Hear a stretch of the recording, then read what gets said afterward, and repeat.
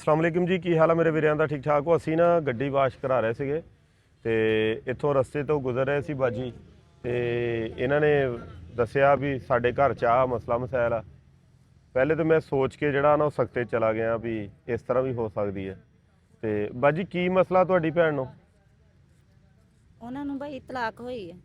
तलाक किहड़ी गल तो हुई है? ਬੇਟੀਆਂ ਦੀ ਵਜ੍ਹਾ ਤੋਂ ਬੇਟੀਆਂ ਪੈਦਾ ਹੋਈਆਂ। की मतलब? ਬੇਟੀਆਂ ਕਿਉਂ ਪੈਦਾ ਹੋਈਆਂ ਚਾਰੇ? बेटी पैदा होना जुर्म बन गया?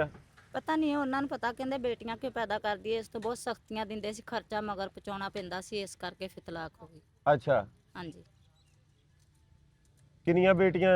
5 ਬੇਟੀਆਂ, ਇੱਕ ਉਹਨਾਂ ਦੇ ਕੋਲ ਹੀ ਆ, ਉਹ ਸਕੂਲ ਗਈ ਸੀ, ਇਸ ਕਰਕੇ ਉੱਥੇ ਰਹਿ ਗਈ। हाँ, 4 ਬੇਟੀਆਂ ਨਾਲ ਲੈ ਕੇ ਆਈ, ਜਵਾਨ ਆ ਬੇਟੀਆਂ ਇਸ ਟਾਈਮ। किन्नी देर हो गई है तलाक होए नूं? 11 ਸਾਲ ਹੋ ਗਏ। 11 साल हो गए? ਹਾਂਜੀ, अच्छा,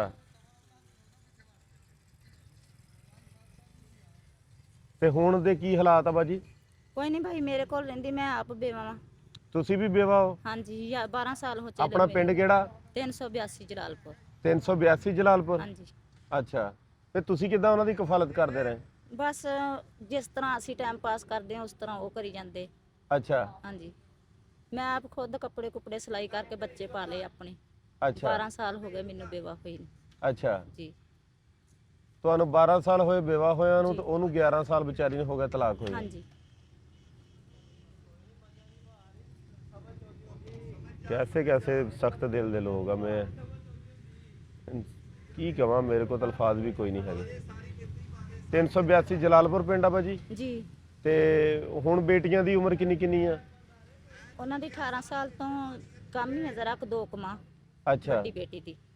ਤੇ ਹੁਣ ਸਾਡੇ ਤੋਂ ਕੀ ਮਦਦ ਦੀ ਬਾਜੀ ਜ਼ਰੂਰਤ ਆ? ਵੀ ਮਤਲਬ ਅਸੀਂ ਯਾਨੀ ਕੀ ਕਰ ਕਿ ਉਹ ਸਕਦੇ? ਮੇਰੇ ਘਰ ਰਹਿੰਦੀ, ਅੱਜ ਤੇ ਮੈਂ ਜ਼ਿੰਦਾ ਵਾਂ, ਮੇਰੇ ਹੋ ਸਕਦਾ ਬੇਟੇ ਮੇਰੀ ਵਜ੍ਹਾ ਨਾਲ ਨਹੀਂ ਧੱਕਾ ਦੇ ਸਕਦੇ, ਹਾਂ, ਕੱਲ ਨੂੰ ਹੋ ਸਕਦਾ ਉਹ ਧੱਕਾ ਦੇਣ, ਅਸੀਂ ਕਹਿੰਦੇ ਇਮਦਾਦ ਕੀਤੀ ਜਾਏ ਉਹਨਾਂ ਦੀ। ਕੋਈ ਕਿੱਦਾਂ ਦੀ ਮਦਦ ਚਾਹੀਦੀ ਹੈ? ਯਾਨੀ ਕਿ ਕੋਈ ਉਹਨੂੰ ਘਰ ਬੂਆ ਕੋਈ ਹੋਵੇ ਉਹਦਾ, ਕੋਈ ਆਪਣਾ, ਕਿਉਂਕਿ ਹਾਂ। ਆਪਣੀਆਂ ਬੱਚੀਆਂ ਨੂੰ ਲੈ ਕੇ ਬਹਿ ਜਾਵੇ। ਅੱਛਾ, ਹਾਂਜੀ,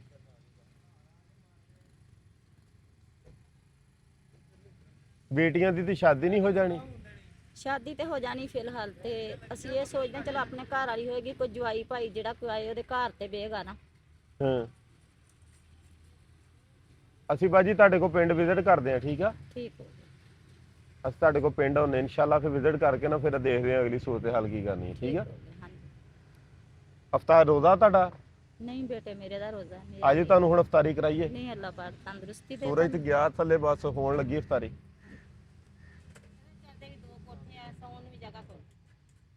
ਤੁਹਾਡਾ ਕਿੱਥੇ ਕੁ ਕਰਕੇ ਘਰ ਆ ਜਲਾਲਪੁਰ ਚ?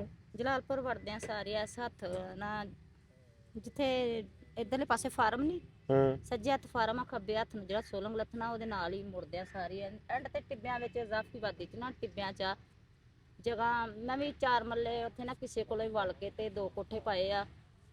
5 ਬੱਚੇ ਮੇਰੇ ਆਪਣੇ ਆ, 2 ਨੌਵਾਂ ਵਾ, ਹੂੰ, ਤੇ 5 ਜੀ ਉਹ। ਅਸੀਂ ਵੀ ਬੜੇ ਤੰਗ ਵਾਂ ਦੋਹਾਂ ਕੋਠਿਆਂ ਦੇ ਵਿੱਚ, ਅੱਛਾ। ਕਿਉਂਕਿ ਐਸਾ ਸਿਸਟਮ ਨਹੀਂ ਹੈਗਾ ਜਿਹੜਾ ਅਸੀਂ ਵੀ ਕੋਠੇ ਹੋਰ ਪਾ ਲਈਏ। ਚਲੋ ਬਾਜੀ, ਅਸੀਂ ਵਿਜ਼ਿਟ ਕਰਦੇ ਹਾਂ ਤੁਹਾਡੇ ਕੋਲ, ਫਿਰ ਆਉਂਦੇ ਹਾਂ। ਠੀਕ, ਠੀਕ ਆ ਬਾਜੀ। ਹਾਂਜੀ।